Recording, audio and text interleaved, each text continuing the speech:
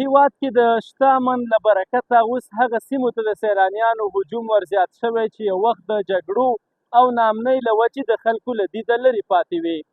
دا د ننګرهار ولایت د کږې ولسوالۍ اړوند د وزیرو سیمه ده، چیرته چې د اختر په ورځو شپو کې د سیلانیانو هجوم تر بل هر وخت زیات شوی دی.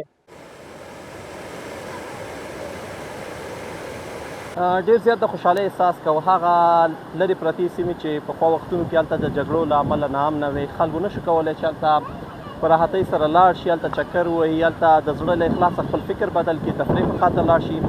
شکر الحمدلله اوس امنیت راغلی دی. د امنیت له وجې خلک کولی شي ښه په ډاډه زړه د هېواد بېلابېل ځایونه وګوري، د ښکلاو څخه یې خوند واخلي. نوم مې هلال مومند دی. د اختر په رخصتیو کې خپل ملګرو سره د وزیرو سیمې ته راغلی یم او د اختر خوښۍ لمانځم. سیلانیان په پانګوالو باندې غږ کوي چې په دغسې لرې پرتو سیمو کې دې پانګونه وکړي، څو له یوې مخې خلکو د کاري فرصتونه او له بل لوري سیلانیانو ته اسانتیاوې رامنځته شي.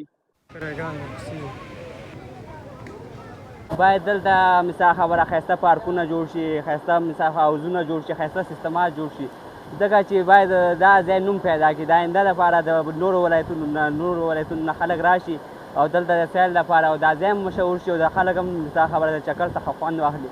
نن راغلی یم د پچراګام ولسوالۍ نه او تر ځایګام چکر ته راغلی یم چې وزیر له څو تنګي خوله ته ماشاءالله چې راغلو دا ډېرې ښایسته منظرې لري او ډېرې ښایسته ځمکې دي او موږ د مالدارو ورونو پانګوالو له خبره کوو چې دغه ځای کې د خپل مصرفونه وکړي. انشاءالله خدای مهربانه دی او په چې پارکونه جوړ کړي او ځمکې جوړ کړي، هوټلونه جوړ شي، نو دلته خلک چکر ته رسي، دا ځای به ترقي وکړي.